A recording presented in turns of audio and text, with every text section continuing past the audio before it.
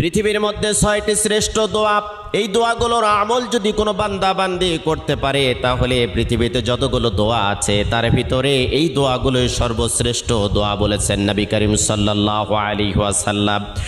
কোনো বান্দা বান্দি যদি যতই বিপদে থাক, কষ্টে থাক, দুর্ভিক্ষে থাক, উৎকণ্ঠার মধ্যে থাক না কেন, সকাল থেকে সন্ধ্যা পর্যন্ত যদি কোনো বান্দা বান্দি দরুদ শরীফের আমল করতে পারে, রাতের বেলা যদি দরুদ শরীফের আমল করতে পারে, হাজারো অশান্তির দাবানল থেকে আল্লাহ রাব্বুল আলামিন শান্তি দান করবেন।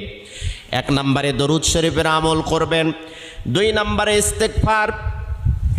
আপনার মুখটা এমন হয়ে যাবে আল্লাহ রাব্বুল আলামিনের কাছে দোয়া করার সাথে সাথে আপনার দোয়াটা কবুল হয়ে যাবে। সব সময়ের জন্য পড়বেন আস্তাগফিরুল্লাহাল্লাযী লা ইলাহা ইল্লা হুয়াল হাইয়ুল কাইয়্যুম ওয়া আতুবু ইলাইহি।